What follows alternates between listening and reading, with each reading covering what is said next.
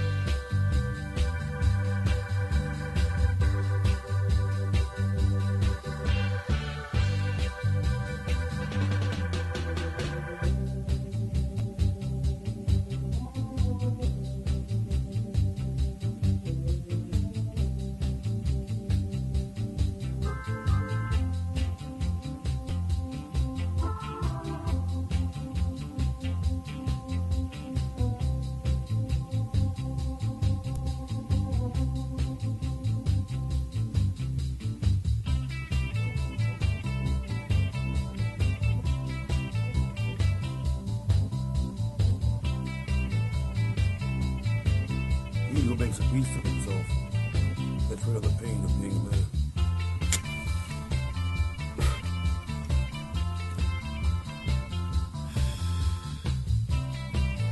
It was somewhere around Barstow on the edge of the desert when the drugs began to take hold. I remember saying something like, I feel a bit lightheaded. Maybe you should drive. and suddenly there was a terrible roar all around us, and the sky was full of what looked like huge bats, all swooping and screeching and diving around the car, Which was going about 100 miles an hour. with the top down to Las Vegas. Holy Jesus, what are these goddamn animals? My attorney had taken off his shirt and was pouring beer on his chest to facilitate the tanning process. What the hell are you yelling about? Never mind, it's your turn to drive. No point in mentioning those bats. Your bastard will see them soon enough. Very soon we would both be completely twisted. But there was no going back. We would have to ride it out. Press registration for the fabulous Mint 400 was already underway, and we had to get there by 4 to claim our soundproof suite.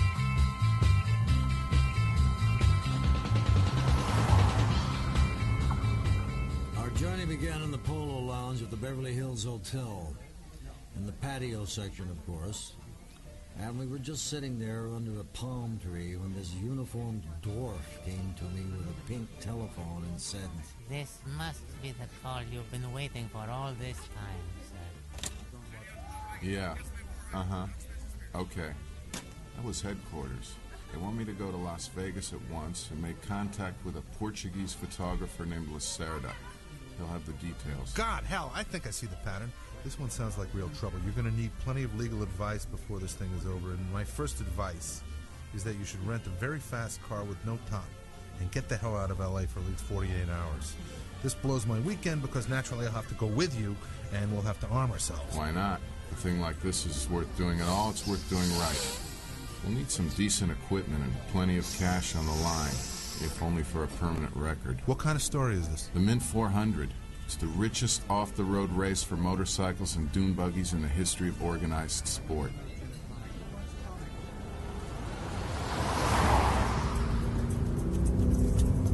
The sporting editors gave me $300 in cash, most of which was spent on extremely dangerous drugs. The trunk of the car looked like a mobile narcotics lab. We had 2 bags of grass, 75 pellets of mescaline, 5 sheets of high-powered blotter acid, a salt shaker half full of cocaine, and a whole galaxy of uppers, downers, screamers, laughers. Quart of rum, Case of Budweiser. Pint of raw ether. 2 dozen amyls. Not that we needed all that for the trip, but once you get locked into a serious drug collection, the tendency is to push it as far as you can. The only thing that worried me was the ether. There is nothing in the world more helpless and irresponsible and depraved than a man in the depths of an ether being. Yes! It's time for a long snort of ether. And then do the next 100 miles in a horrible, slobbering, sort of spastic stupor. The only way to keep alert on ether is to do up a lot of angles. Not all at once, but steadily.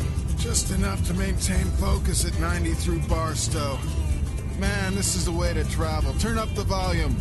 One toast, you poor fool. Wait till you see those goddamn bats. Sympathy for the Devil was the only tape we had, so we played it over and over as a kind of demented counterpoint to the radio. Hey, there's a hitchhiker. Let's give this boy a lift. Are you crazy with all the drugs we got in this car? That kid might be a narc. Before I could mount any argument, he was stopped, and this poor Okie kid was running up to the car with a big grin on his face. Hot damn! I never rode in a convertible before. Is that right? Well, I guess you're about ready, huh? We're your friends. We're not like the others. Oh, Christ, he's gone around the bend. No more of that talk, or I'll put the leeches on you. How long could we maintain? How long before one of us starts raving and jabbering at this boy? What will he think then? This same lonely desert was the last known home of the Manson family. Will he make that same grim connection when my attorney starts screaming about bats and huge manta rays coming down on the car? If so... Well, we'll just have to cut his head off and bury him somewhere. He'll report us at once to some kind of outback Nazi law enforcement agency, and they'll run us down like dogs. Jesus, did I say that? Or just thinking it? Was I talking? Did they hear me? Can you hear me? Uh-huh. That's good, because I want you to know that we're on our way to Las Vegas to find the American dream. I want you to have all the background, because this is a very ominous assignment with overtones of extreme personal danger. Hell, I forgot about the beer. You want one? Nah. How about some ether? What? Never mind. I want you to understand that this man at the wheel here is my attorney. He's not just some dingbat I found on the strip. Shit, look at him. He doesn't look like you or me, right? That's because he's a foreigner. I think he's probably Samoan. Doesn't matter, does it? Are you prejudiced? Hell no! I didn't think so. Because in spite of his race, this man is extremely valuable to me. This is important, goddammit. This is a true story. Hey, keep your hands off my fucking neck! Our vibrations were getting nasty. But why? I was puzzled, frustrated. Was there no communication in this car? Had we deteriorated to the level of dumb beasts? Because my story was true. I was certain of that. And it was extremely important, I felt, for the meaning of our journey to be made absolutely clear.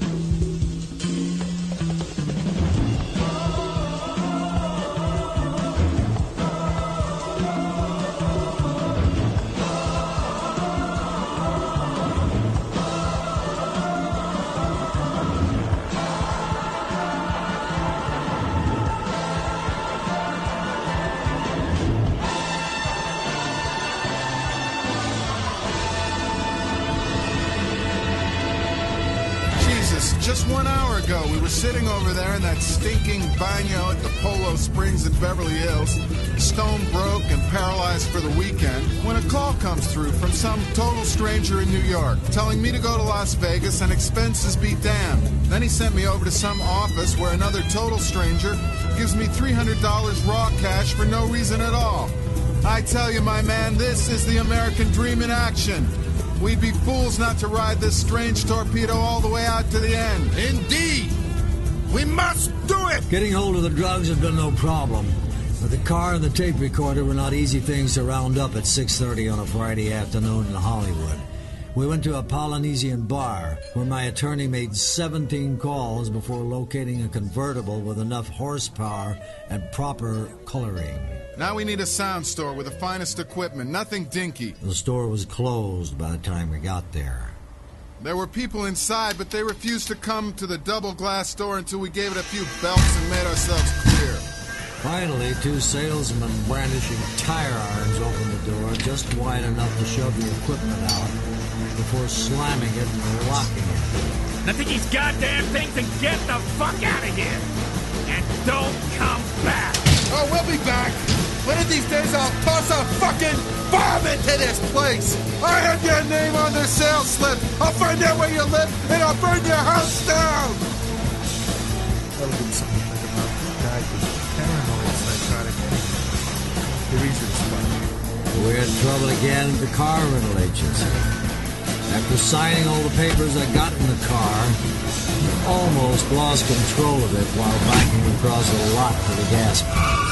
Say there, you fellas, you're going to be careful with this car, aren't you? Of course. Well, good God, you just backed over the 2-foot concrete abutment and you didn't even slow down. 45 in reverse and you barely missed the pump. No harm done. I always test the transmission that way. The rear end, the stress factors. Say, you fellas been drinking? Not me. Just fill the goddamn tank. We're in a hell of a hurry. We're on our way to Las Vegas for a desert race. What? Never mind. We're responsible people. He's a lawyer. I'm a journalist.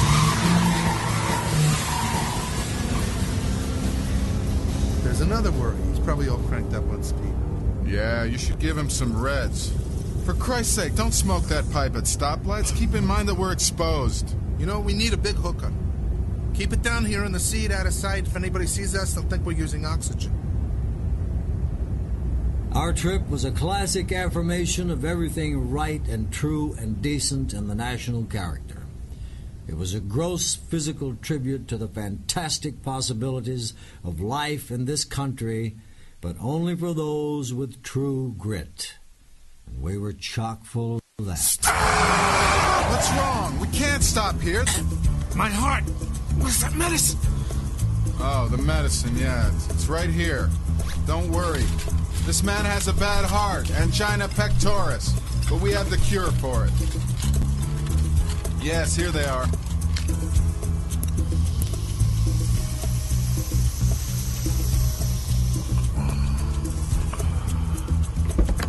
Turn up that fucking music. My heart feels like an alligator. Volume, clarity, bass. We must have bass. What is wrong with us? Are we goddamn old ladies? You scurvy shyster bastard. Watch your language. You're talking to a doctor of journalism.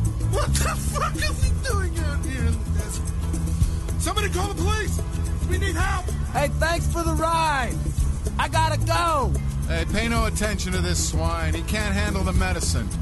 Actually, we're both doctors of journalism, and we're on our way to Las Vegas to cover the main story of our generation. Listen, I really gotta go. The truth is that we are going to Vegas to croak a skag baron named Savage Henry. I've known him for years, but he ripped us off. You know what that means? Savage Henry has cashed his check. We're gonna rip his lungs out. And eat them. That bastard won't get away with this. What's going on in this country when a scum sucker like that can get away with sandbagging a doctor of journalism? Hey, thanks a lot for the ride. I mean it. I like you guys. Don't worry about me. Wait a minute. Come back and get a beer. Good riddance, Storm. We had a real freak on our hands. That boy made me nervous. Did you see his eyes?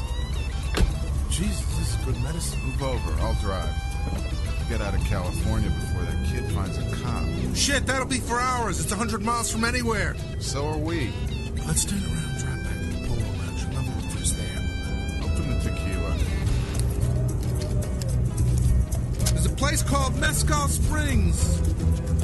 As your attorney, I advise you to stop and take a swim.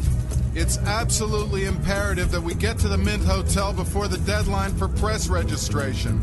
Otherwise, we might have to pay for the suite. Okay, but let's forget that bullshit about the American dream. The important thing is the great Samoan dream. I think it's about time to chew a blotter. That cheap mescaline wore off a long time ago. I don't know if I can stand the smell of that goddamn ether anymore. I like it. We should soak a towel with the stuff and then put it down on the floorboard by the accelerator so the fumes will rise up in my face all the way to Las Vegas. No, forget ether. Let's save it for soaking down the rug in the suite. But here's this. Your half of the sunshine blotter. Just chew it up like baseball gum. I took the blotter and ate it.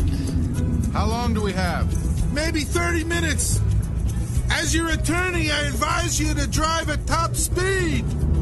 My attorney was now fumbling with the salt shaker containing the cocaine, opening it, spilling it, then screaming and grabbing at the air as our fine white dust flew up and out across the desert highway. Oh, Jesus! Did you see what God just did to us? Kill the body and the head will die. This line appears in my notebook for some reason. Perhaps some connection with Joe Frazier. Is he still alive?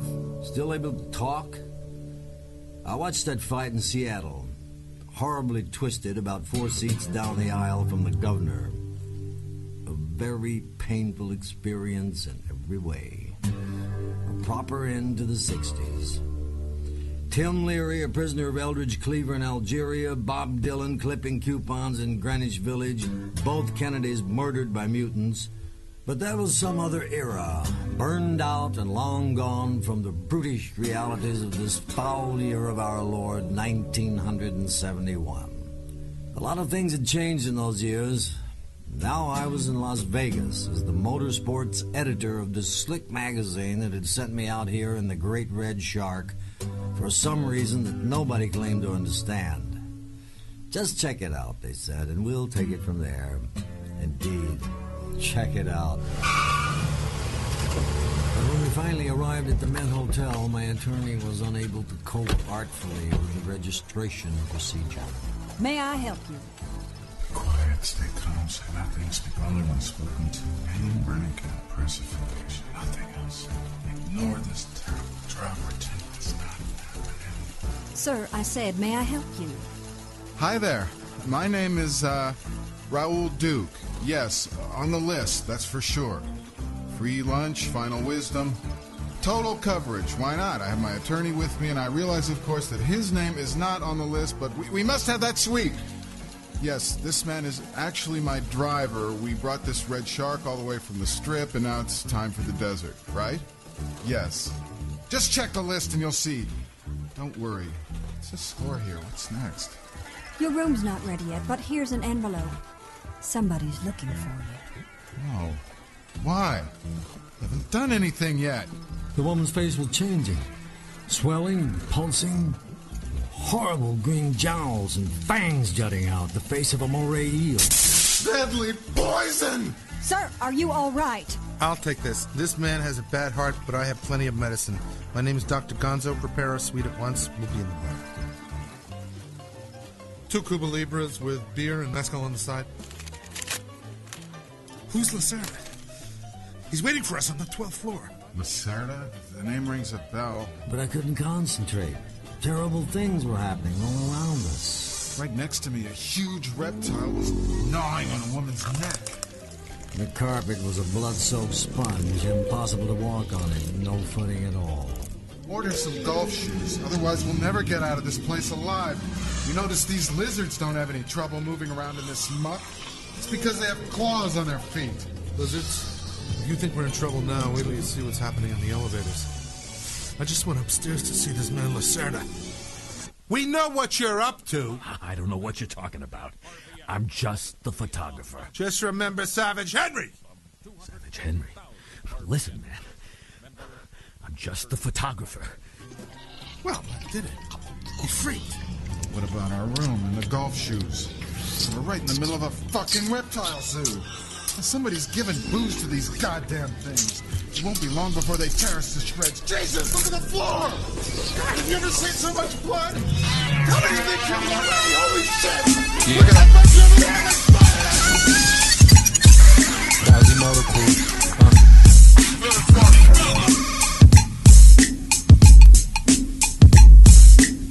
Who is it? Yo, it's the Loop Digger. Yeah. On one. Look at here, it's the return again of the beat fixer. Dropping like we on tape at its realistic mixes. Couldn't comprehend because of ill mystic pictures. Compose a piece of scenery that'll leave a picture. Rebirth cycle, 360 turnaround, outbound. In your ear so you're learning now. Body sounds, karma turnarounds. Scotty bound, like your Bobby Brown. It's the champion sound, at least half of it. Hey yo, we champion bound. To try to laugh at it, there ain't no amp in your sound. But better yet, so I'm turning it down.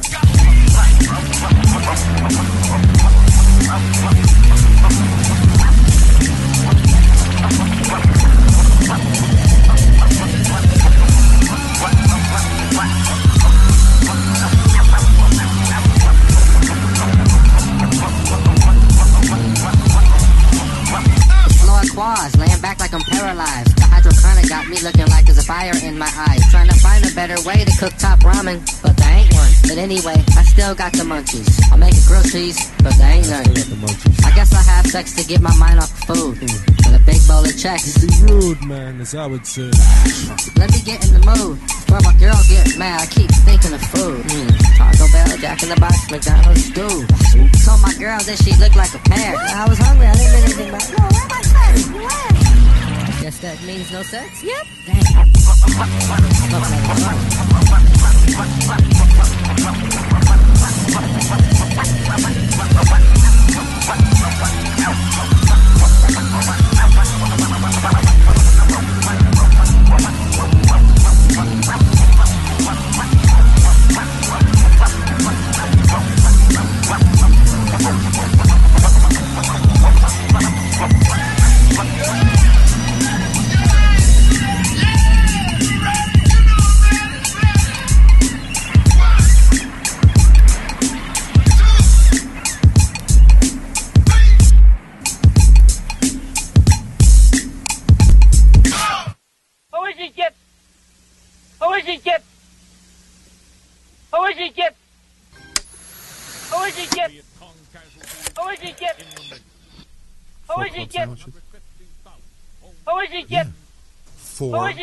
Club sandwiches.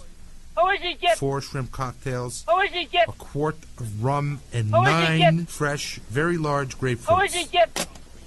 Vitamin C, we know we can get. Okay, yeah. By this time, the drink was beginning to cut the acid, and my hallucinations were down to a tolerable level. The room service waiter had a vaguely reptilian cast to his features, but I was no longer seeing huge pterodactyls lumbering around the corridors in fresh pools of blood. Look, you've got to stop this talk about snakes and leeches and lizards and stuff. It's making me sick. Don't worry. Worry? Jesus! I almost went crazy down there in the bar. They'll never let us back into that place. Not after your scene at the press table. What scene? You bastard! I left you alone for 3 minutes! You scared the shit out of some of those people, waving that goddamn marlin spike around yelling about reptiles. They were ready to call the cops. I said you were only drunk and I was taking you up to the room for a cold shower. Hell, the only reason they gave us those press passes was to get you out of there. Jesus. That scene straightened me right out, huh? I must have some drug. What are we doing with mescaline? Kit bag. Hey, let's carve up a grapefruit and make a fine rum punch. Maybe you should only eat one of these. That acid's still working on you. Yeah, maybe you're right. We have to go out to the track before dark. Where's the car? I left it somewhere in the parking lot. I have the ticket. What's the number? I'll call down and have them wash the bastard. Get rid of that dust and grime. If you find a slip. We're fucked. Never convince him to give us the car without proof. Give me that phone. This is Dr. Gonzo in 850. They seem to have lost my parking stub for that red convertible I left with you. But I want the car washed and ready to go in 3 minutes. Can you send a duplicate stub? What? Oh, well, that's fine. No problem. That man remembers my face. Oh, that's good. They'll probably have a big net ready for us when we show up. As your attorney, I advise you not to worry about it. Turn that shit off. Let's go to the track. The racers were ready at dawn. Fine sunrise over the desert. Very tense. But the race didn't start until 9, so we had to kill about 3 long hours in the casino next to the pits. By 8:30, there were large crowds around the crap table. I'm from Life magazine. Send the man what he needs. This is a magic moment in sports. May never come again. I once did the Triple Crown, but it was nothing like this. Stand up. Oh, come on, stand up, please. You'd be such a handsome man if you just stand up. Listen, madam, I'm damn near intolerably handsome down where I am. You'd go crazy if I stood up. But then I remembered, by God, I was here for the mid-400. And that's all I needed to know. In some circles, the mid-400 is a far, far better thing than the Super Bowl, the Kentucky Derby, and the Lower Oakland Roller Derby finals all rolled into one. The flag went down, and these 10 poor buggers popped their clutches and zoomed into the first turn all together. Then somebody grabbed the lead as the riders scooted on and disappeared in a cloud of dust. Well, that's that. They'll be back around in an hour or so. Let's go back to the bar. None of us realized it at the time, but this was the last we would see of the fabulous Mint 400. The idea of trying to cover this race in any conventional press sense was absurd. It was like trying to keep track of a swimming meet in an Olympic-sized pool filled with talcum powder instead of water. It was time for an agonizing reappraisal of the whole scene. The race was definitely underway. I had witnessed the start. I was sure of that much. But what now? Rent a helicopter?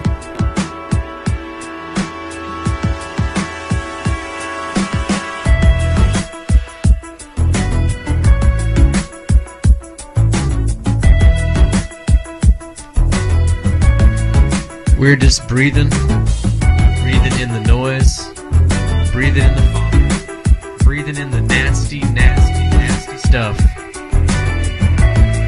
The funky, nasty stuff. Breathe in the noise. Don't be afraid to care. Tupac, Floyd, baby. Leave, but don't leave me. Biggie Smalls hologram. Look around and choose your own ground. Long you live, high you fly. Smiles will give, tears will cry. All you touch and all you see is all your life will ever be. Here's a message to the new boys waiting to breathe. If you believe in your energy, just look at me. Against all odds, don't like us hard and carry on. Living in the projects, broke with no lights on. Here's a message to the new boys waiting to breathe. If you believe in your energy, just look at me. Against all odds, don't like us hard and carry on. Living in the projects, broke with no lights on. No lights on. Run, rabbit, run. Dig that hole, forget the sun. And when the last work is done, don't sit down, it's time to dig another one. Long you live, high you fly, only if you ride the tide. Balanced on the biggest wave, race towards an early grave. What do you call this? Biggie Floyd? Pinky Smalls? I think that Pinky Smalls has a big beef with Led Shakur. Tupac Zeppelin? Tupac Zeppelin's my shit.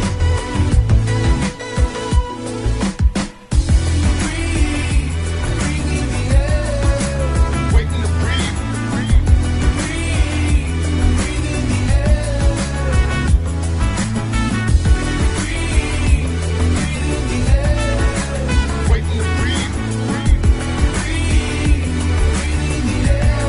East Coast, you breathe in that. On the West Coast, you breathe in that smog. East Coast is the Beast Coast. West Coast is the Rest Coast.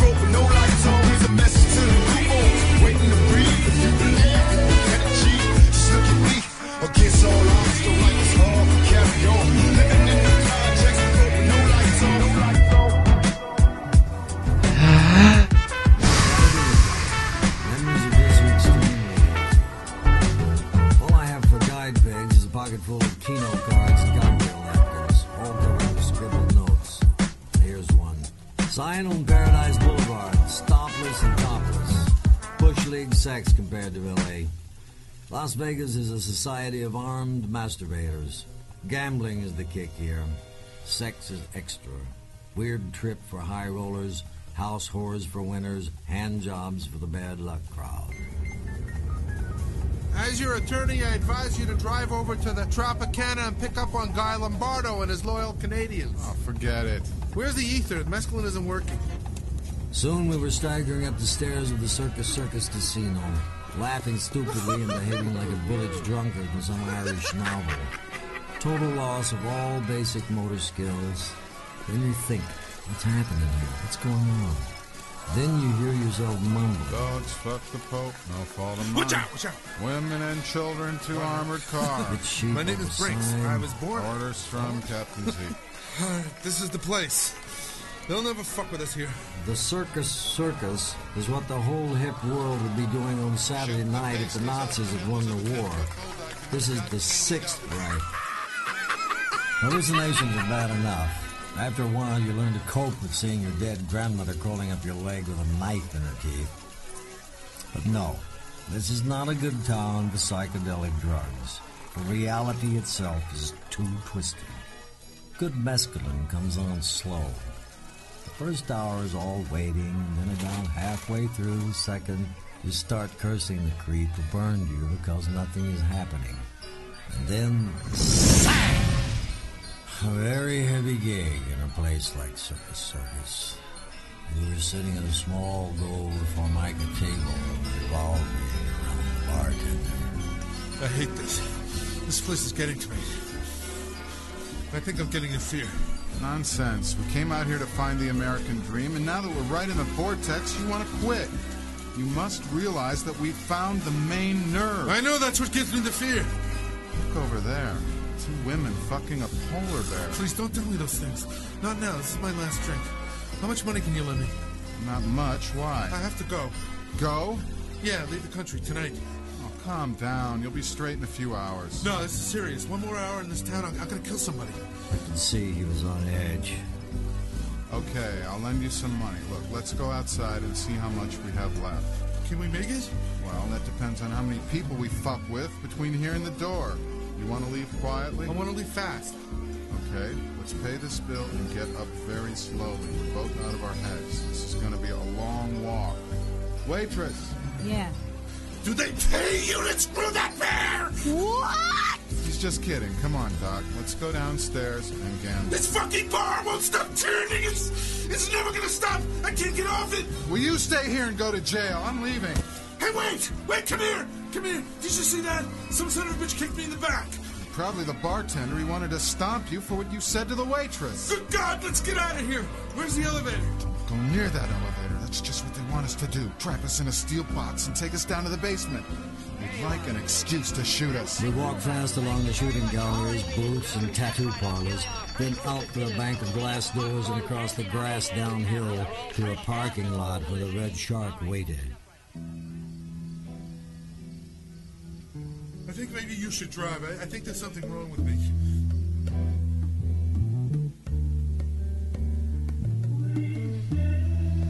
The noise, the show.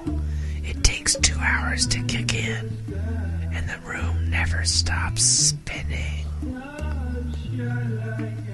It's a mild form of mescaline. Every Thursday night on the Fix.fm.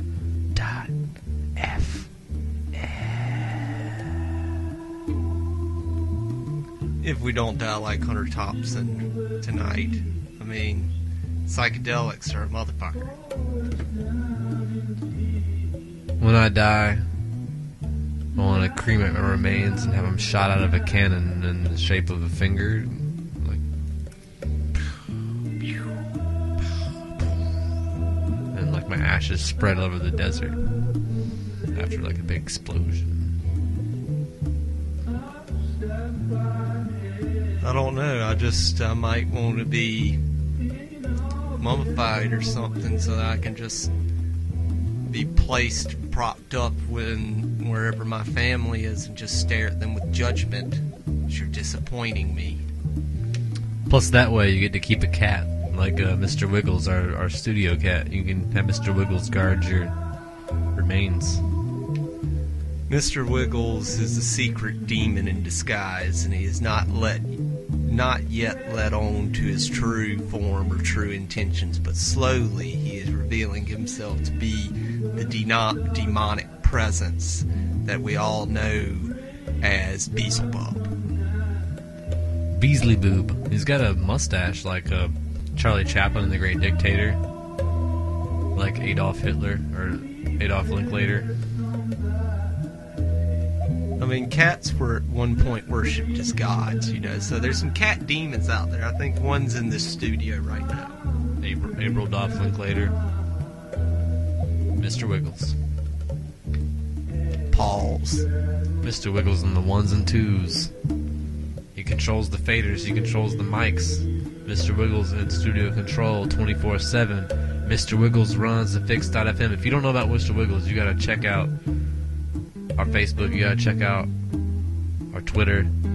There's some pictures of Mr. Wiggles in there. He's an adorable cat. And he pushes all the buttons so that you can hear all the music. Lord knows I can't do it. I'm not capable of button pressing or really much of anything. He's the main engineer. We shouldn't have had that whole suitcase full of psychedelics. Salt shaker full of cocaine. Should have set it up. I wanted something to cut the limes. They didn't have any. They don't grow out here in the desert, so I had to settle for grapefruit. Bastard! I knew I should have taken him out when I had a chance. Now he has her. What are you talking about? The girl in the elevator, the bastard Lucerne. He has her. You must be a writer. What class are you in? Class? What the fuck do you mean? You know, what do you ride? We're filming a race for a TV series. Maybe we can use you. Use me? Yeah, I ride the big ones, the really big fuckers. Vincent Black Shadow with the factory team. Bullshit. Wait a minute. Pardon me, lady. But I think that there's some kind of an ignorant chicken sucker in this car who needs his face cut open. You cheap hockey faggots! Which one of you wants to get cut? Quick, get into the room. Those bastards will have the pigs on us. They were spooked like rats in a death cage. That girl understood. Let's get up there and castrate Lacerda now. Did you put him onto her? Look, you better put that goddamn blade away and get your head straight. I have to go put the car in the lot. One of the things you learn after years of dealing with drug people is that everything is serious. You can turn your back on a person, but never turn your back on a drug. Especially when it's waving a razor-sharp hunting knife in your eyes. Take a shower. I'll be back in 20 minutes. What were we doing out here? What was the meaning of this trip? Did I actually have a big red convertible out there on the street? Was I just roaming around the Mint Hotel escalators in a drug frenzy of some kind? Or had I really come out here to Las Vegas to work on a story? Who were these people? Where did they come from? Still screaming around these desert city crap tables at 4:30 on a Sunday morning, still humping the American dream? That vision of the big winner somehow emerging from the last-minute pre-dawn chaos of a stale Vegas casino? My attorney was in the bathtub when I returned, submerged in green water, along with a new AM/FM radio plugged into the electric razor socket. Next we'll have Glenn Campbell screaming, "Where have all the flowers gone?" No flowers in this town, only carnivorous plants. As I turned the volume down, I noticed a hunk of chewed-up white paper beside the radio. My attorney seemed not to notice the sound change. He was lost in a fog of green steam. Only half his head was visible above the waterline. You ate this entire blotter? Evil son of a bitch. You better hope there's some Thorazine in that bag, because if there's not, you're in bad trouble. Music! Put that tape on! What tape? The new one, it's right there. White Rabbit, I want a rising sound. You're doomed. I'm leaving here in 2 hours, and they're gonna come up here and beat the mortal shit out of you with big saps, right here in the tub. I dig my own grave. Green water and the White Rabbit. Put it on! Don't make me use this! Jesus! At that point, I figured he was beyond help, lying there in the tub with a head full of acid and the sharpest knife I've ever seen. Totally incapable of reason, demanding the White Rabbit. Okay. But do me one last favor, will you? Can you give me 2 hours? That's all I ask. Just 2 hours to sleep before tomorrow. I suspect it's going to be a very difficult day. Of course, I'm your attorney. I'll give you all the time you need at my normal rates, $45 an hour. But you'll be wanting a cushion, so why don't you just lay one of those $100 bills down here beside the radio? Fuck off. How about a check on the Sawtooth National Bank? You won't need any ID to cash it there. They know me. Whatever's right. Help! You bastard! I need help! I want that fucking radio! You fool! Get back in that tub! Get away from that radio! Back up that tape! I missed the peak. I need it again. Clear roll. Just as high as the fucker can go. And when it comes to that fantastic note when the rabbit bites your turn that off, I want you to throw the fucking radio right in the tub with me! Oh, not me. I'd be happy to ram a goddamn 440-volt cattle prod into that tub with you right now, but not this radio. It would blast you right through the wall, stone dead in 10 seconds. Shit, they'd make me explain it. Drag me down to some rotten coroner's inquest and grill me about... Yes, the exact details. I don't need that. Bullshit! Just tell them I want it to go higher! I'd gone as far as I can with this waterhead. This time, it's a suicide trip. This time, he wants it. He's ready. Okay, you're right. This is probably the only solution. Just let me make sure I have it all lined up. You want me to throw this thing into the tub when White Rabbit peaks. Is that it? Fuck yes. I was beginning to think I was going to have to go out and get one of the goddamn maids to do it. Don't worry. Are you ready? Yes.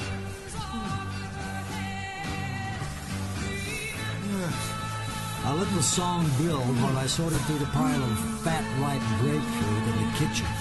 The biggest one weighed almost 2 pounds. I got a good Vita-Blue fastball grip on the fucker, and just as the White Rabbit peaked, I lashed it into the tub like a cannonball. I jerked that AC cord out of the machine and moved out of the bathroom very quickly. My attorney ripped the bathroom door open and followed me, waving the blade out in front of him like a man who meant to cut something. Mace! This is Mace! You want this? You bastard! You'd do that, would you? Why not? Hell, just a minute ago you asked me to kill you. And now you want to kill me. What I should do, goddammit, is call the police. The cops? Yeah, there's no choice. I wouldn't dare go to sleep with you wandering around in this condition with a head full of acid and wanting to slice me up with that goddamn knife. Who said anything about slicing you off? I just wanted to carve a little Z on your forehead. Nothing serious. Get back in that tub. Eat some Reds and try to calm down. Smoke some grass, shoot some smack, shit. Do whatever you have to do, but let me get some rest. Hell yeah. No, you really need some sleep. You have to work tomorrow. God damn! What a bummer. Try to rest. Don't let me keep you up. Strange memories on this nervous night in Las Vegas. The great San Francisco acid wave, 5-6 years ago. It seemed like a lifetime, or at least a main era. The kind of peak that never comes again. San Francisco in the middle 60s was a very special time and place to be a part of. Maybe it meant something, maybe not, in the long run. But no explanation, no mix of words can touch that sense of knowing that you were there and alive in that corner of time in the world, whatever it meant. But I was absolutely certain that no matter which way I went, I would come to a place where people were just as high and wild as I was. There was madness in any direction at any hour. You could strike sparks anywhere. There was a fantastic universal sense that whatever we were doing was right, that we were winning. And that, I think, was the handle. That sense of inevitable victory over the forces of old and evil. Not in any mean or military sense. We didn't need that. Our energy would simply prevail. There was no point in fighting on our side or theirs. We had all the momentum. We were riding the crest of a high and beautiful wave. So now, less than 5 years later, you can go up on a steep hill in Las Vegas, look west, and with the right kind of eyes, you can almost see the high water mark. That place where the wave finally broke and rolled back.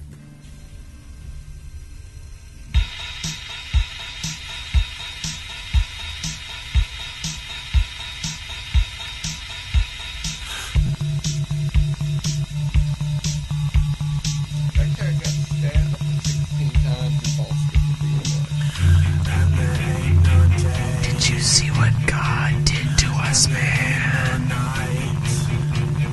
Yeah, I mean, it's pretty fucked up. Look at those bats. It's not God's fault you rolled a 1. Natural 1, man. I think Hunter S. Thompson rolled 20. And that's where Every time. every time his medicine. D20 heal check. Did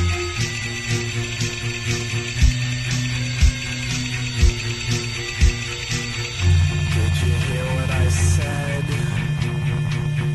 Did you hear what I said? Deeper than your sleepy head. Deeper than your sleepy head. And there's nothing to see. And you're laughing inside into the white.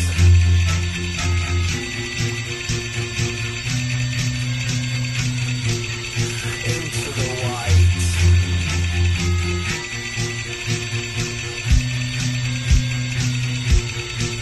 Here we go. Go and you'll go real far. Go and you'll go real far. Just past a big quasar. Just past a big quasar. Catch a meteorite. Catch a meteorite into the white. Into the white. Into the white. Into the white. Into the white.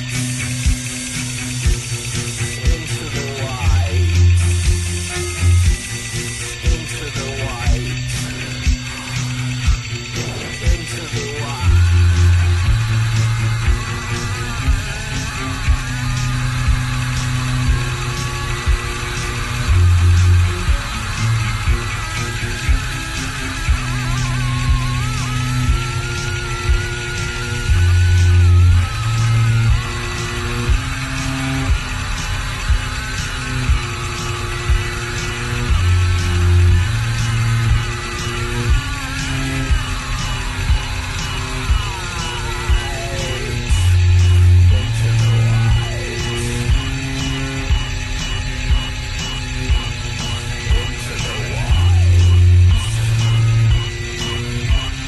The decision to flee came suddenly. Not. Planned it all along. Subconsciously waiting for the right moment to rebuild as a factor. Because I had no money to pay for it.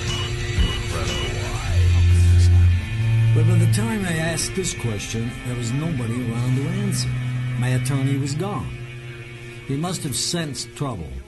On Monday evening, he ordered a set of fine cowhide luggage from room service, then told me he had reservations on the next plane for L.A., and here I was, all alone in Las Vegas, with this goddamned incredibly expensive car, completely twisted on drugs, no cash, no story for the magazine, and on top of everything else, I had a gigantic hotel bill to deal with.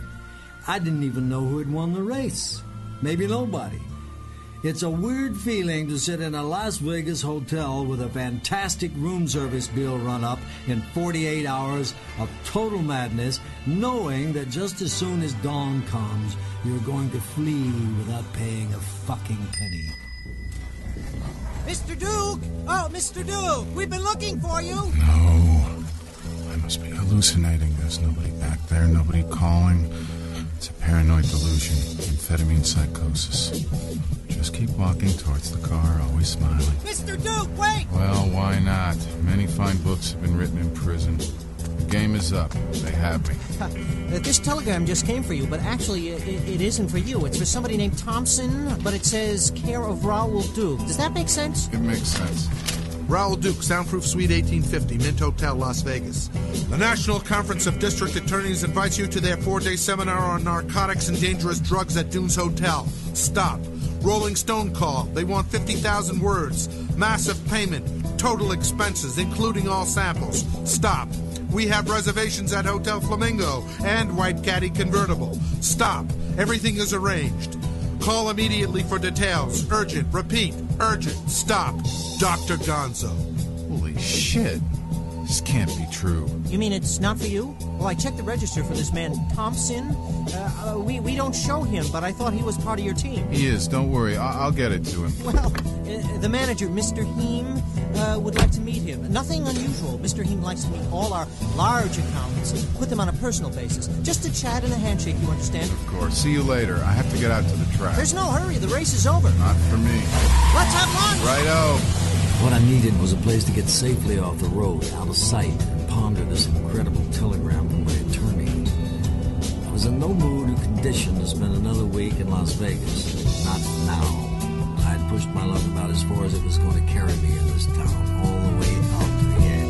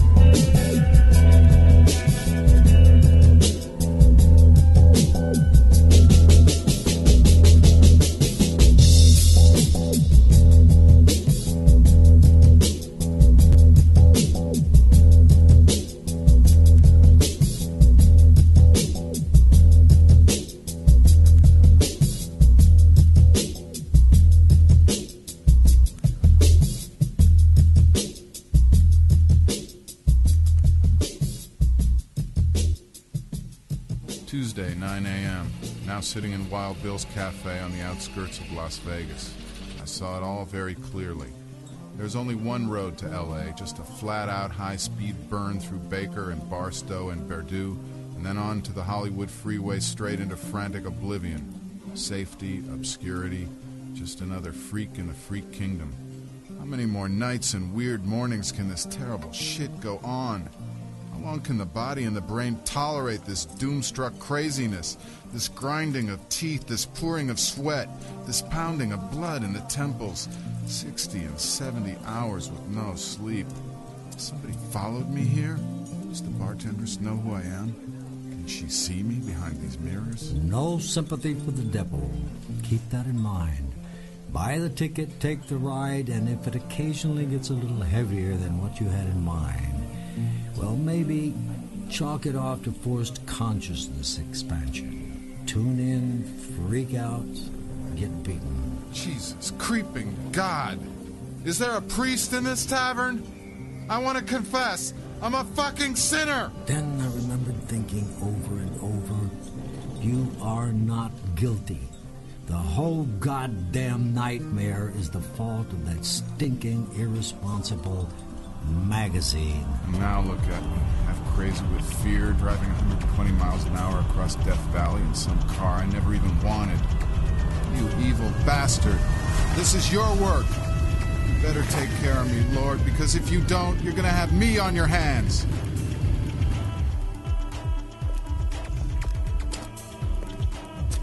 Could I have that beer can? Why not? You realize that it's a crime? Yeah, I know. I'm guilty. I knew it was a crime, but I did it anyway. I'm a fucking criminal. That's a strange attitude. You know, I get the feeling you could use a nap. There's a rest area up ahead. A nap wouldn't help. I've been awake for too long. Look, I've been out in Las Vegas covering the mid-400. I could see him thinking I was dangerous. Was he ready for the vicious, time-consuming scene that was bound to come if he took me under arrest, and what kind of monster lawyer would I bring in to work out on him? I knew, but how could he? Okay, here's how it is. What goes into my book as of noon is that I apprehended driving too fast with conditions and advised you to proceed no further than the next district. Well, you plan to take a long nap. Do I make myself clear? How far is Baker? I was hoping to stop there for lunch. That's not my jurisdiction. The city limits are 2.2 miles beyond the rest area. Can you make it that far? I'll try. I've been wanting to go to Baker for a long time. I've heard a lot about it. Excellent seafood. With a mind like yours, you'll probably want the land crabs. Try the Majestic Diner.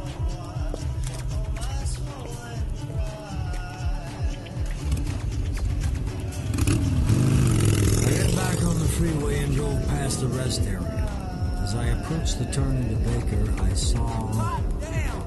I never rode in a convertible before. Jesus, it's the hitchhiker. That was it.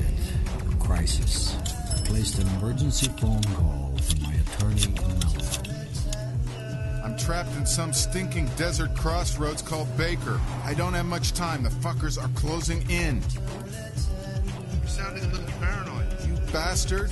First I got run down on the California Highway Patrol, and then I saw that damn hitchhiker on the road again. They're onto us. I need a lawyer immediately. Fuck telegrams. I'm in trouble. Worthless bastard. I'll cripple your ass for this. All that shit in the car is yours. You understand that? When I finish testifying out here, you'll be disbarred. You brainless scumbag! I sent you a telegram! You're supposed to be covering the National District Attorney's Conference. I made all the reservations, rented a white Cadillac convertible. The whole thing is arranged. What the hell are you doing out there in the middle of the fucking desert? Yes.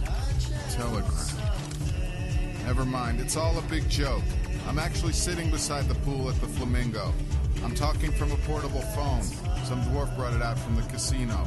I have total credit. Can you grasp that? Don't come anywhere near this place. Foreigners aren't welcome here. Yes. Back to Vegas. Back to Vegas and sign up for the drugs and narcotics conference. Never look for me there. Me and 1,000 pigs. Why not? Move confidently into their midst. Register at the Flamingo and have the white caddy sent over at once. Do it right. Remember Horatio Alger. I was going back to Vegas. I had no choice.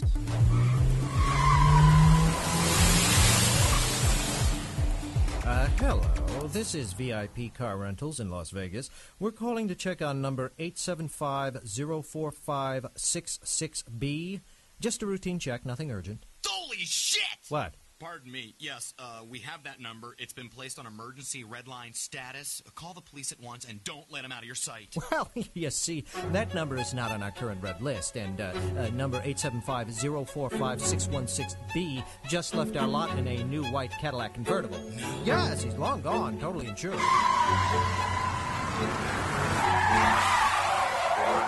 At the hotel, there was still no sign of my attorney, so I decided to check in on my own, if only to get off the street and avoid a public breakdown. My arrival was badly timed. The place was full of cops. Most of them were just standing around trying to look casual, all dressed exactly alike, and their cut made the biggest casuals.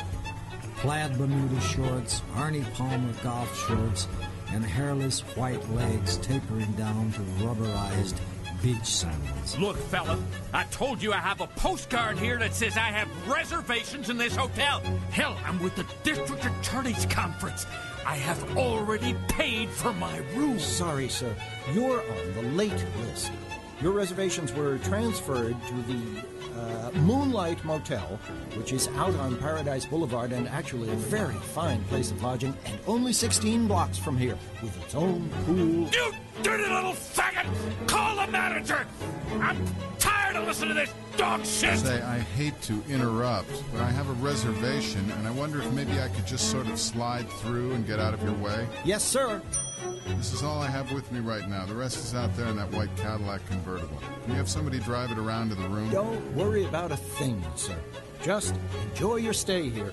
And if there's anything you need, just call the desk. My idea was to check into my room, accept the booze and baggage delivery, then smoke my last big chunk of Singapore Grey while watching Walter Cronkite on TV and waiting for my attorney to arrive.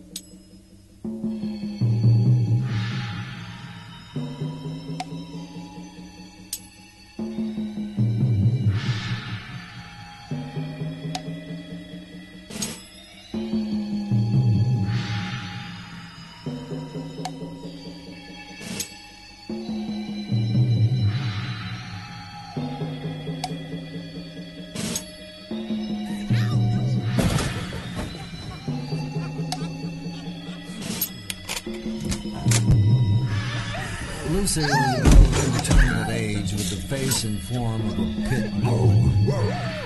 She was wearing a shapeless blue smock and her eyes were angry. My attorney was stark naked, standing near the bathroom door with a drug-addled grin on his face. Degenerate pig. Can't be helped. This is Lucy. You know, like Lucy in the Sky with Diamonds? Lucy? Lucy? Be cool, goddammit. Remember what happened at the airport?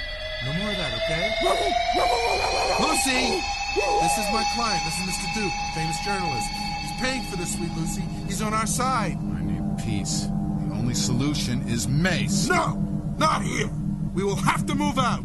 Last thing I needed was a fight to the finish in my own hotel room with a drug-crazed monster. Mr. Duke is my friend. He loves artists. Let's show him your paintings. Lucy paints portraits of Barbara Streisand. She's an artist up in Montana. What's that town where you live? Kalispell. Way up north. I drew these from TV. Fantastic! She came all the way down here just to give all these portraits to Barbara. We're going over to the Americana Hotel tonight and meet her backstage. I hadn't counted on this. We obviously had a serious case on our hands. Finding my attorney whacked out on acid and locked into some kind of preternatural courtship. Well, I guess they brought the car around by now. Let's get the stuff out of the trunk. Absolutely, let's get the stuff. We'll be right back. Don't answer the phone if it rings. What are your plans? Plans? Lucy. I met her on a plane and I had all that acid. You know those little blue barrels? Jesus, she's a religious freak. She's running away from home for something like the 5th time in 6 months. It's terrible. I gave her that cap before I realized that she's never had a drink before. Listen, she's not right for us, not in this fragile situation. It's bad enough if she is what she appears to be, a strange young girl in the throes of a bad psychotic depression. What worries me is the likelihood that she is probably just sane enough to work herself into a towering Jesus-based rage in a few hours at the hazy recollection of being picked up and seduced in the Los Angeles International Airport by some kind of cruel Samoan who fed her liquor and LSD, then dragged her off to a Las Vegas hotel room and savagely penetrated every orifice in her body with his throbbing, uncircumcised member. He's got to go. I can't send her away. Look, can you see her crashing into Barbara Streisand's dressing room, laying this brutal story on her? They'll track us down and probably castrate us both prior to booking. Yeah, you're right. She's gonna have to go. The possibility of a Mann Act conviction resulting in disbarment proceedings and total loss of his livelihood was a key factor in his decision. It occurred to me that she has no witnesses. Anything she says about us is completely worthless. Us? We finally decided to make her a reservation at the Americana. Treat her very gently. She's an artist and might seem a trifle high-strung. Good. Then we drove out to the airport and paid a cabbie $10 to see that our rump girlfriend got safely to the Americana. When we returned, the red blinking message light was on the telephone. What's the message? My light is blinking. Yes. Mr. Duke, yes, you have 2 messages. One says, "Welcome to Las Vegas" from the National District Attorneys Association. Wonderful. And the other says, "Call Lucy at the Americana, room 1600. What? Call Lucy at the Americana, room 1600. Holy shit! Excuse me. I felt like Othello. You had been in town a few hours and we'd already laid the groundwork for a classic tragedy. The hero was doomed. He had already sown the seed of his own downfall. This goddamn mess club. Why the fuck can't they make it a little less pure?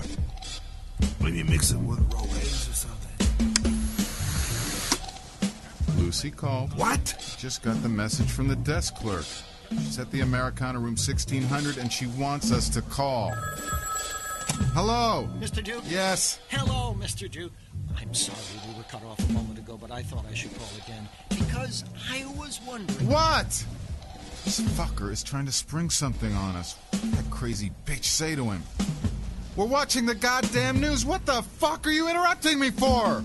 What do you want? Where's the goddamn ice I ordered? Where's the booze? There's a war on, man. People are being killed. Kill? In Vietnam on the goddamn television.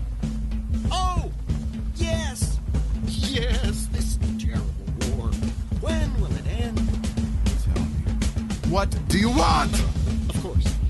I thought I should tell you because here at the police convention that the woman who left that message for you sounded very disturbed. I thought you should know this. What did you say to her? Nothing at all.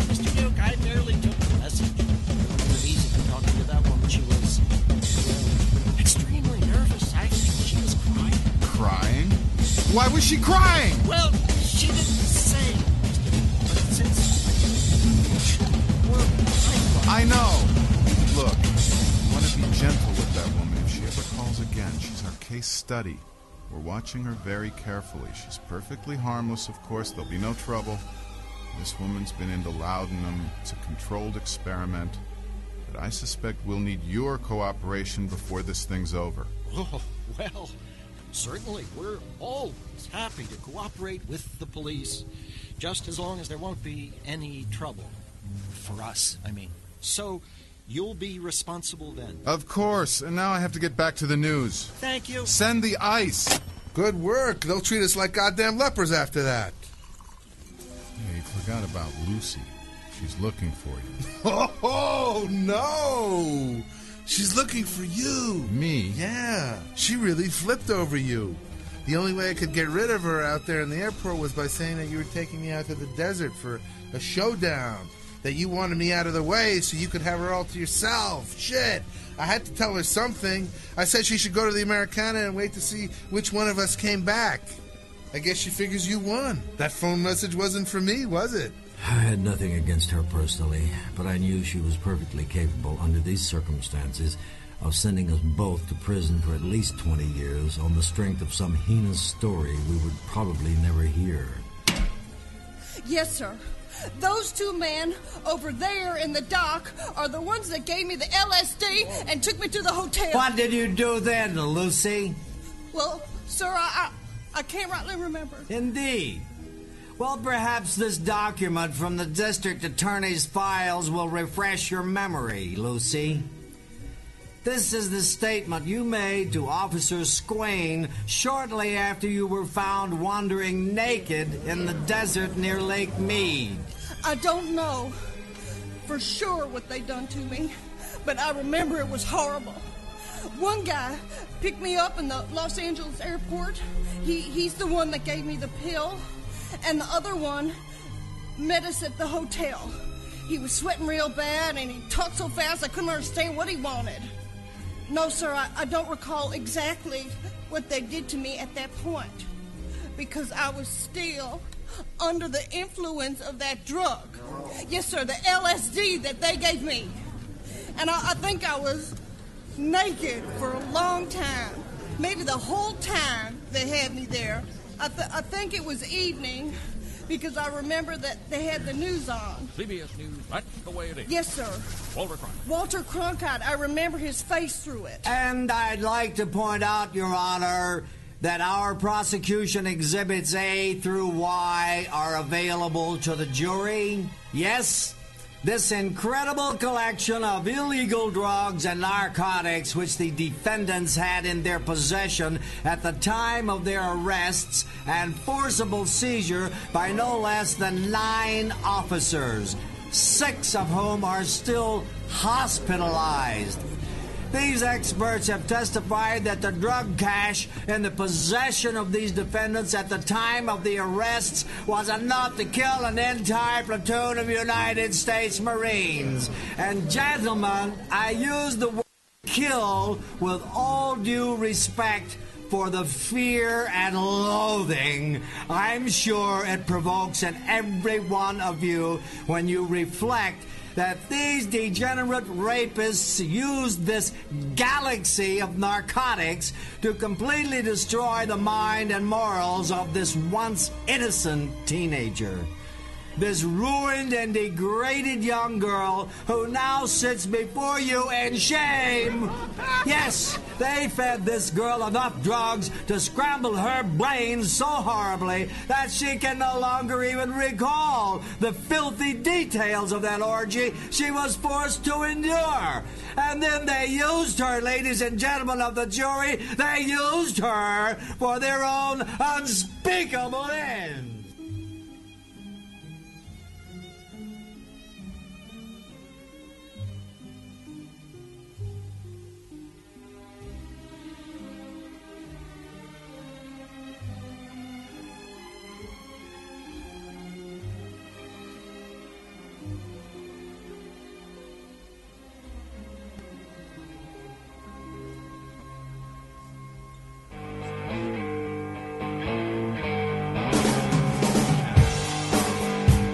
Wiggles, the show.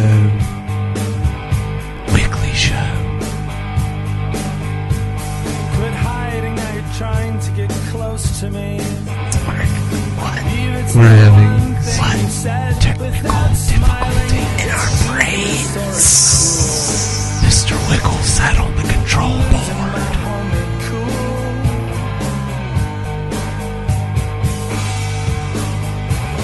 Are you fueling the loose ends? Are you cooling your jets? You hide in my bed, and I'm hiding in my bed. I can't face the cold gray cold. You can't play nursemaid and be the crazy patient. Hey, you know nobody's chasing us. You know nobody's chasing us.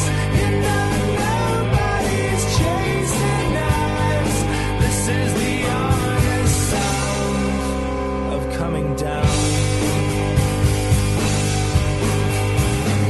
Press your lips against the cool glass of my face. Bear down on the lost art of having skin. One false move came too late to save your favorite place from the silent sin.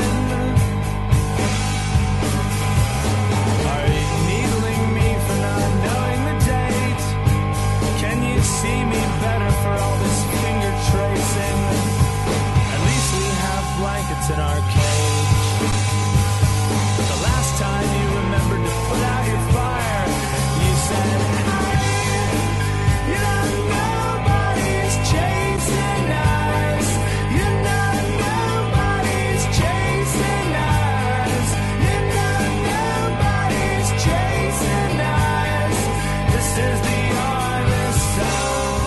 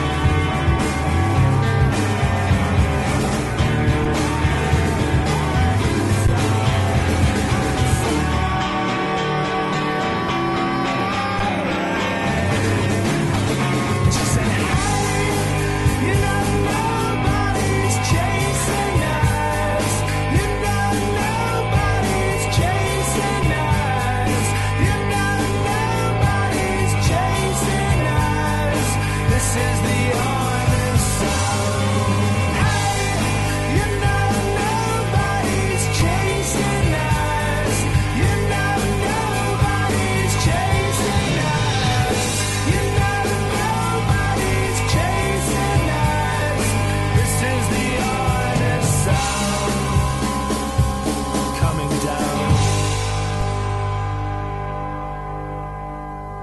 Okay, goddammit. Okay, look, I'll call her. I'll get her off our backs. You're right, she's my problem. No, it's gone too far. You'd make a piss-poor attorney. Relax, I'll handle this. Operator, 1600, please. Hi, Lucy. Yeah, it's me. I got your message. What? Hell no, I taught that bastard a lesson he'll never forget. What? No, not dead, but he won't bother anybody for a while. Yeah, I left him out there. I stomped him, then he pulled his teeth out. Jesus, what a terrible thing to lay on somebody with a head full of acid. But here's the problem. I have to leave here right away. That bastard cashed a bad check downstairs and gave you as a reference. And so they'll be looking for both of you. Yeah, no, I know, but you can't judge a book by its cover. Lucy, some people are just basically rotten. Anyway, the last thing in the world you want to do is call us the telephone. They'll trace the call, they'll put you straight behind bars. No, I'm moving to Tropicana right away. I'll call you from there when I know my room number. Yeah, probably 2 hours. I have to act casual or they'll capture me too. Listen, I have to get off. They probably have the phone tapped. Yeah, I know, it's horrible, but it's all over now. Oh my God! Oh, they're kicking the door down! No! No! Don't put that thing on me! Well, it's not.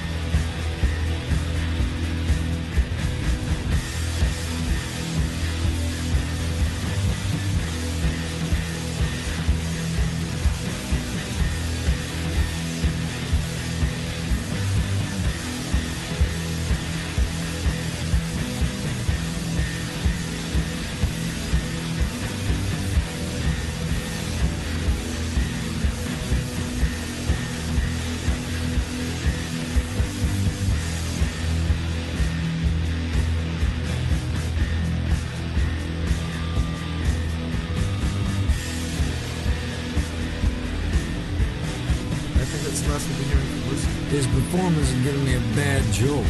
For a moment, I thought his mind had slapped, that he actually believed he was being attacked by invisible enemies. After returning, I advise you not to worry.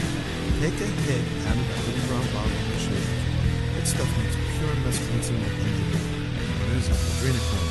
You'll go completely crazy if you take too much. I got the bottle and dipped the head of a paper match into it and licked it. Where did you get this? There's only one source for that stuff. Adrenaline glands of a living human body. It's no good if you get it out of a corpse. Death. I was sure. Not even my lungs seemed to be functioning. I needed artificial respiration, but I couldn't open my mouth to say so. My attorney had gone back to watching television. Nixon's face filled the screen, and the only word I could make out was sacrifice. Over and over again. Sacrifice. Sacrifice. Sacrifice. Sacrifice. Sacrifice. Sacrifice. Jesus, that stuff got right on top of you, didn't it? Just stay relaxed. Don't try to fight it, or you'll just wither up and die. Sacrifice. Sacrifice. On behalf of the prosecuting attorneys of this country, I welcome you. We sat in the rear fringe of a crowd of about 1,500 in the main ballroom of the Dunes Hotel.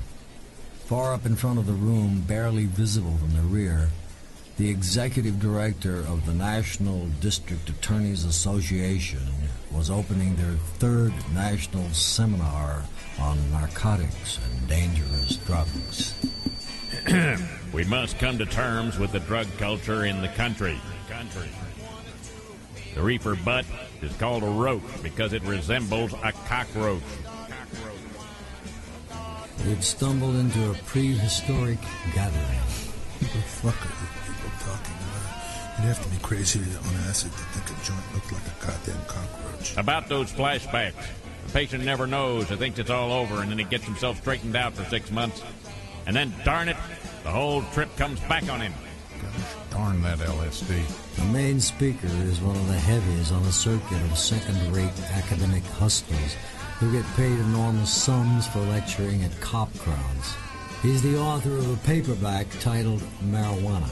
He claims to tell it like it is. Dr. E.R. Bloomquist, M.D., is Associate Clinical Professor of Surgery at the University of Southern California and a well-known authority on the abuse of dangerous drugs. Now, Dr. Bloomquist. There are 4 states of being in the cannabis society. Cool, groovy, hip, and square, in that descending order. The square is seldom, if ever, cool. He is not with it. That is, he doesn't know what's happening. But if he manages to figure it out, he moves up a notch to hip. And if he can bring himself to approve of what's happening, he becomes groovy. And after that, with much luck and perseverance, he can rise to the rank of cool. Bloomquist talks like somebody who once bearded Tim Leary in a campus cocktail lounge and paid for all the drinks. Leary probably told him with a straight face that sunglasses are known in the drug culture as T-shades. No, you're dope fiend. Your life may depend on it. You will not be able to see his eyes because of T-shades, but his knuckles will be white from inattention, and his pants will be crusted with semen from constantly jacking off when he can't find a right victim. He will stagger and babble when questioned. He will not respect your badge. The dope fiend fears nothing. Actually, he will nice attack people once you for get no to know reason them. with You know every them? weapon You at kidding? his command, I know these people like that including damn blood. yours. Don't mention that word around here. You'll get him excited. You're right. I saw these bastards in Easy Rider, but I didn't believe they were real. One stitch in time on him Not hundreds of will them. usually save 9 on you. This is a fucking nightmare. We must Here I come am to infiltrating a terms goddamn with the pig drug conference. culture. But sure as If hell you there's some don't know, dope-dealing freak in this come to town who's going to learn. recognize me If you and put the know, word out that I'm here come partying to with 1,000 cops. Do you think Margaret Mead's strange behavior of late might be explained by a private marijuana addiction? I really don't know. But at her age, if she did smoke grass, she'd have one hell of a trip. I'm leaving. I'll be down in the casino. I know better ways to waste my time than listening to this bullshit. Hey! Watch yourself, buddy! Fuck you! Down in front! I have to get out! I don't belong here! Good written. Is there anything wrong up there? Pardon me, I feel sick. Sorry. I'm about to be sick. Pardon me, I was feeling sick. This time, a path opened very nicely.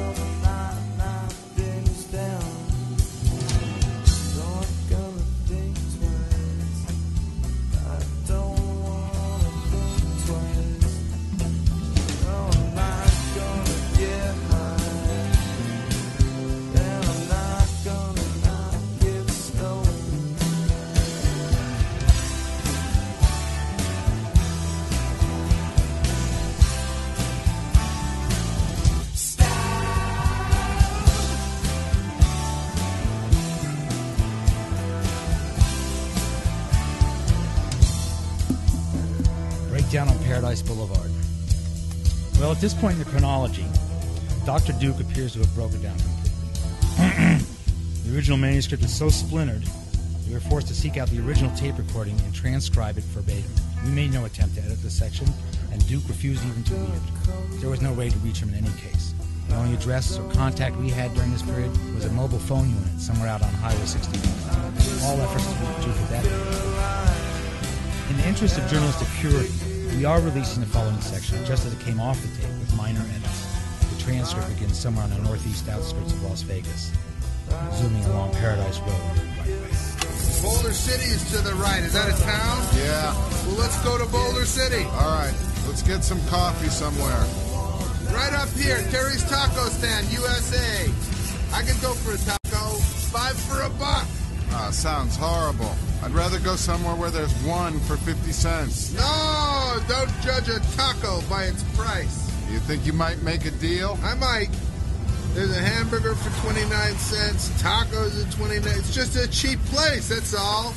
Or go bargain with them. Yeah. Hello? May I help you? Hello.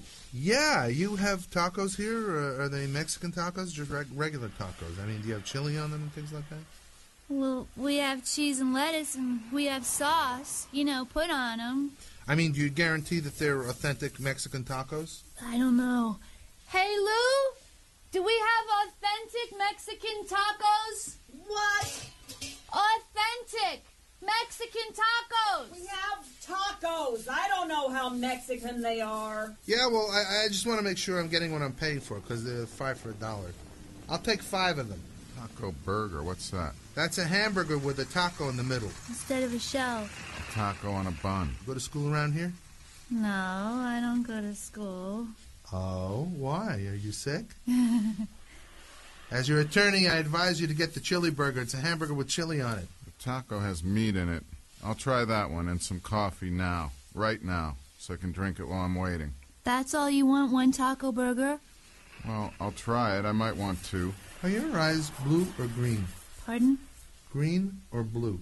They change. Like a lizard? Well, like a cat. Oh, the lizard changes the color of his skin. You want anything to drink? Beer. And I have beer in the car, tons of it. The whole back seat's full of it. Is Boulder City somewhere around here? Boulder City? You want some sugar? Yeah. We're in Boulder City, huh? Or very close to it? I don't know. Any action up there in Boulder City? Don't ask me. I don't... Gambling? Any gambling? I don't know. It's just a small town. Where's the casino? I don't know. Wait a minute. Where are you from? New York? And you've just been here a day? No, I have been here for a while. Where do you go around here? I mean, say you wanted to go swimming or something like that. In my backyard. What's the address? You go to this... Well, the pool's not open yet. Let me explain it to you.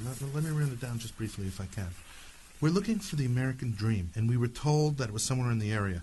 Well, we're here looking for it because they sent us out here all the way from San Francisco to look for it. That's why they gave us this white Cadillac. They figured that we could catch up with it in that. Hey, Lou? Do you know where the American Dream is? She's asking the cook if she knows where the American Dream is. Is that the old psychiatrist club? I think so. The old psychiatrist club? The old psychiatrist club is on Paradise. Are you guys serious? Oh, no, honest. Look at that car. I mean, do I look like I own a car like that? That could be the old psychiatrist club. It was a discotheque place. Maybe that's it. It's on Paradise and what? Ross Allen had the old psychiatrist club. Is he the owner now? I don't know. All we were told was, go till you find the American Dream. Take this white Cadillac and go find the American Dream. It's somewhere in the Las Vegas area. Oh, that's got to be the old psychiatrist club. And it's a silly story to do, but you know, that's what we get paid for. Are you taking pictures of No, it? no pictures. Oh, no what, pictures. somebody just send you on a goose chase? It's sort of a wild goose chase, more or less, but personally, we're dead serious. Yeah, that's got to be the old psychiatrist club. But the only people who hang out there is a bunch of pushers, peddlers, uppers and downers, you know, that stuff. Well, maybe that's it.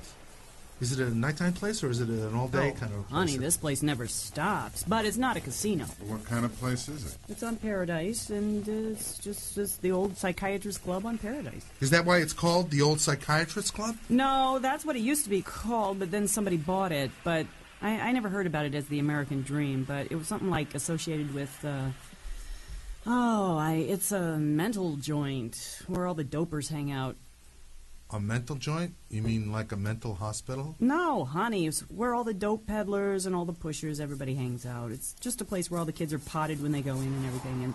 But it's not what you said, the American Dream. Well, do you have any idea what it might be called or more or less where it might be located? Right off of Paradise and Eastern. The Paradise and Eastern are parallel. Yeah, I know that. But when I come off of Eastern, then I go on to Paradise. Yeah, I know it, but then that would make it off Paradise around the Flamingo straight up here. I think somebody's handed like you a bunch We're of... staying at the Flamingo. I think that this place that you're talking about and the way that you're describing it, I think maybe that's it. It's not a tourist joint. Well, that's why they sent me. He's the writer, I'm the bodyguard, because I figure it's going to be a place that we... These guys are nuts, okay? These kids are nuts. That's okay. Yeah, they got new laws. 24-hour-a-day violence, is that what we're saying? Oh, exactly. So, now here's the Flamingo. Well, I can't show you this. I got to tell you better my way. Right up here at the first gas station is Tropicana. You take a right. Tropicana to the right. First gas station is Tropicana. Take a right on Tropicana. And take this... okay. It's right on Tropicana, right on Paradise. You see a big black building, all painted black and really weird looking. When you go down to Tropicana, it's not the first gas station, it's the second. It's a big sign.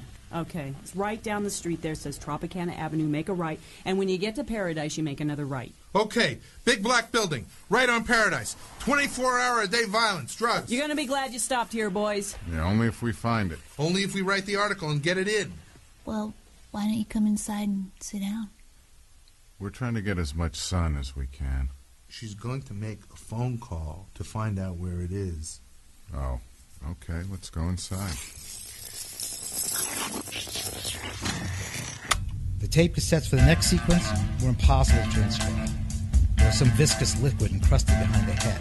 But there's a certain consistency in the garbled sounds, indicating that almost 2 hours later, Duke and his attorney finally located what was left of the old psychiatrist. It was a huge slab of cracked, scorched concrete in a vacant lot full of tall weeds. We contacted the owner of the gas station across the road. He said the place had burned down 3 years ago. Yeah, it must be right up here on this corner. This is it, Paradise and 44. Oh, God. That is it. Let's get out of here.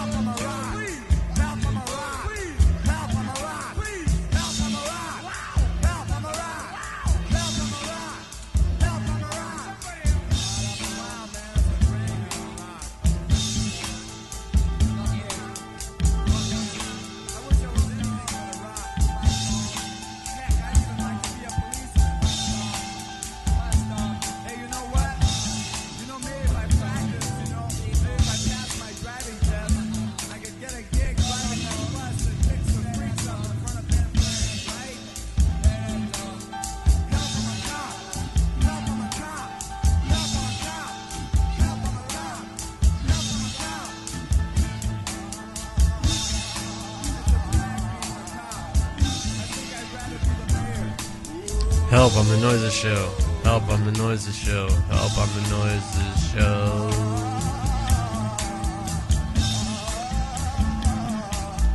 Help, I'm a paladin. Help, I'm a paladin. Help, I'm a paladin. Help, I'm a paladin. KRS-One style. Help, I'm a blunt. Help, I'm a blunt. Help, I'm a blunt. Help, I'm a blunt. Help, I'm a blunt. Help, I'm a blunt. Help, I'm a balding white man. Help, I'm a balding white man. Help, I'm a balding white man. Help, I'm a balding white man. Help, I'm a throwback. Help, I'm a throwback. Help, I'm a throwback. Help, I'm a throwback. Help, I'm a throwback. Help, I'm a throwback. Help, I'm a lizard. Help, I'm a lizard. Help, I'm a lizard. Help, I'm a lizard. Help, I'm a lizard. I'm a lizard king. I think that's a show in the future. Help, I'm a lizard king. Coming this Thursday on Fox 2017. Weird scenes inside the gold mine. This Thursday, 2017. And he walked on down the hall. And he looked into the room. He said, Mama, yes, son. I want to kill you. He said, Mother, yes, son. I want to. Yeah. Some Doors references. He really says, Mother, I want to fuck you. Remember, if you have any trouble, you can always send a telegram to the right people. Yeah, explaining my position. Some asshole wrote a poem about that once. It's probably good advice if you have shit for brains. Right. You've got 13 seconds. Hey, don't move that plane. I am an attorney, and I must leave Las Vegas at once.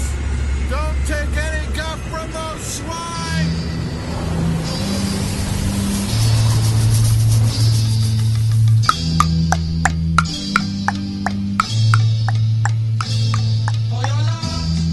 You know, a band with Jimmy Page, Eric Clapton, and Jeff Beck all being guitarists at it. Not all at the same time. Beck and Jimmy Page were both at this point in the band.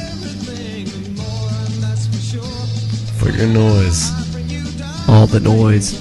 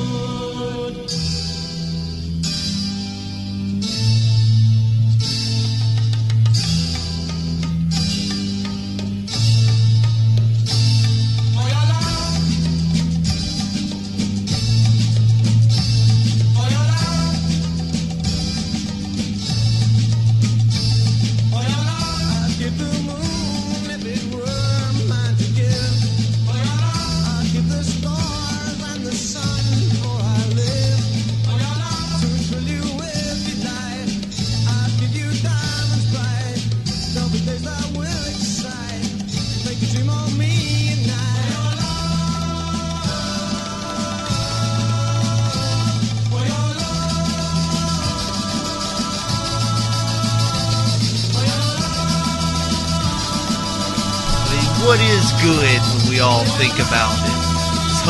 What would Hunter S. Thompson say is good anymore? WWHSTD. We're all wired into a survival trip HSTD. now. No more of the speed that fueled the 60s. Uppers are going out of style. This was the fatal flaw in Tim Leary's trip. He crashed around America selling consciousness expansion without ever giving a thought to the grim meat-hook realities that were lying in wait for all the people who took him seriously. After West Point and the priesthood, LSD must have seemed entirely logical to him. But there's not much satisfaction in knowing that he blew it very badly for himself because he took too many others down with him. Not that they didn't deserve it.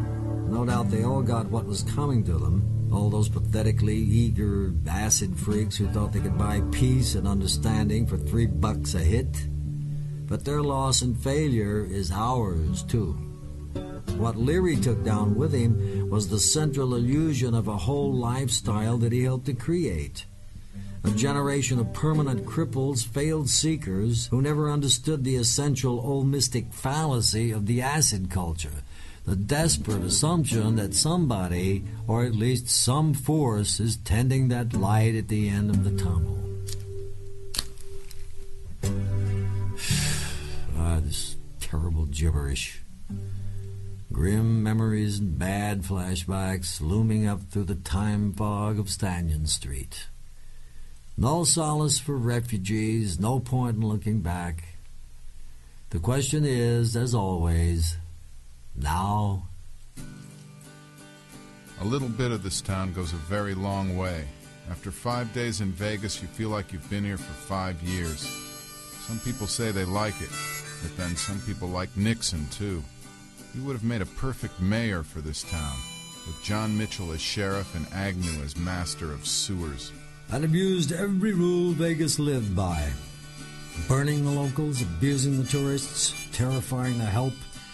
The only hope now, I felt, was the possibility that we'd gone to such excess that nobody in a position to bring the hammer down on us could possibly believe it. I tried to put the top up for privacy, but something was wrong with the motor. Nothing worked. When I hit the air conditioner button, I heard a nasty explosion under the hood. The top was jammed about halfway up, but I decided to try for the airport.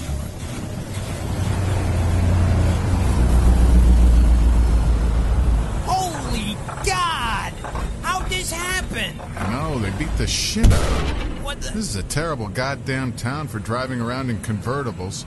But don't worry, I'm insured against all damages for only $2 a day. I checked all my luggage through the chute. All but the leather satchel, which was full of drugs. I feel very obvious. Amphetamine psychosis. Paranoid dementia. There was a wave of ugly vibrations and passing. My head was so burned out that I wouldn't have cared if I had to climb aboard stark naked and covered by oozing chancres. I was so far beyond simple fatigue that I was beginning to feel nicely adjusted to the idea of permanent hysteria. I felt the slightest misunderstanding with the stewardess would cause me to either cry or go mad. And the woman seemed to sense this. Would you like some more cubes for your Bloody Mary? She only seemed nervous when I pulled a grapefruit out of my satchel and began slicing it with a hunting knife. I never go anywhere without grapefruit. It's hard to get a really good one, unless you're rich.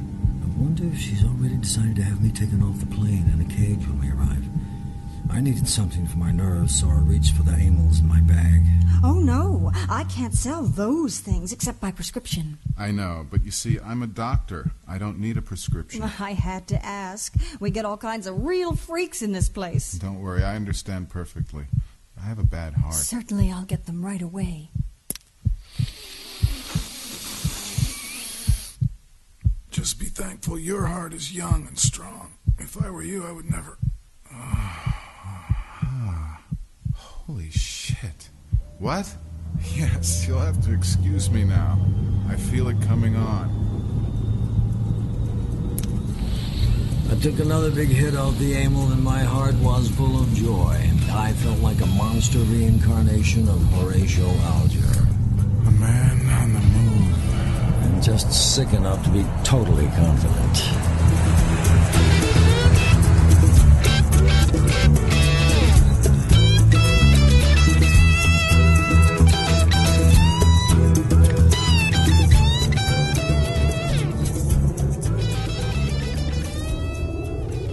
I want you to remember one thing. There won't be no year 2000. Not as we know it.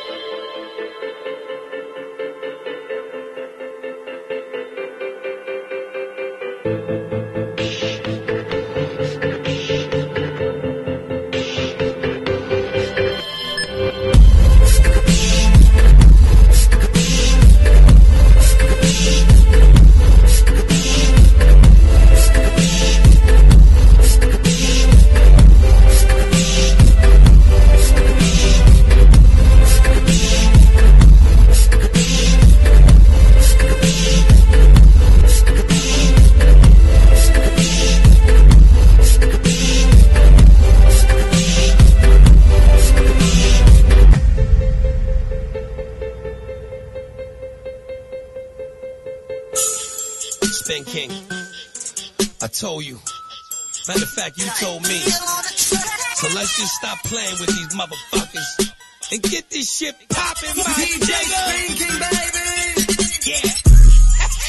I'm a stoner, I'm a stoner, I'm a stoner. I'm a stoner, I'm a stoner, I'm a stoner. I'm a stoner, I'm a stoner, I'm a stoner. I'm a motherfucker. I just put a 40 on my wrist just like a bus.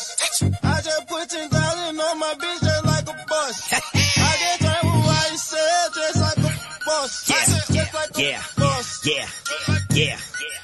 Boss. Yo, I'm a stoner, I'm a stoner, I'm a stoner. I hit your girl off of a Dutch and a Corona. Now you can have that bitch back cause I don't want her. I'ma get rid of this pack on the corner. If you don't die when you get clapped, that's a bonus. I'm up in lust, popping bottles with the owners. Top 5 DOA, I think you notice. I got New York on my back and on my shoulders. I get my peas down bottom from the growers. They want that loud, fell in love with that odor. Need that new Rari, fell in love with that motor. If you got it, don't hold it. Roll it, light it, and smoke it. Cause I'm a stoner, I'm a stoner, I'm a stoner. Yeah. I'm a stoner, I'm a stoner, I'm a stoner. I'm a stoner, I'm a stoner, I'm a stoner. I'm a motherfucker. I just put a 40 on my wrist just like a bus. I just put 10,000 on my bitch just like a bus. I just turned with what he said just like a boss. Just like a boss. Oh yes, boys, play it sweet for me. I was sitting in my basement. I just rolled myself a taste of something green, gold, and glorious to get me through the day. When my friend yells through my transom, grab your coat and get your hat, son. There's a nut down on the corner, giving dollar bills away. But I sat around a bit and then I had another hit and then I rolled myself a bomber, thought about my mama, looked around, fooled around, played around a while, and then I got stoned and I missed it. I got stoned and I missed it. I got stoned and it rolled right by. I got stoned and I missed it. I got stoned and I missed it. I got stoned on me all right. It took 7 months of urging just to get that local virgin with a sweet face up to my place to fool around a bit. And next day she woke up rosy and she snuggled up so cozy.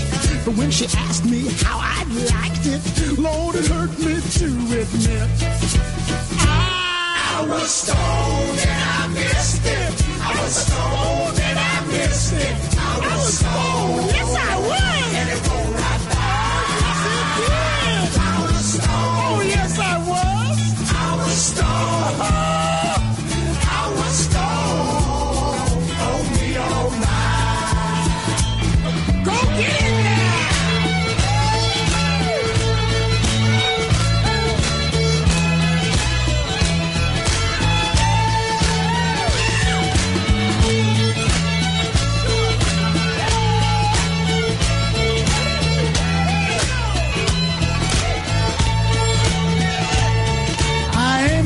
No excuses for the many things I uses just to brighten my relationships and sweeten up my day. But when my earthly race is over and I'm ready for the clover. And they ask me how my life has been. I guess I have to say, I was stoned and I missed it. I was stoned and I missed it. I was stoned. Yes, I was. And I missed it. I was stoned.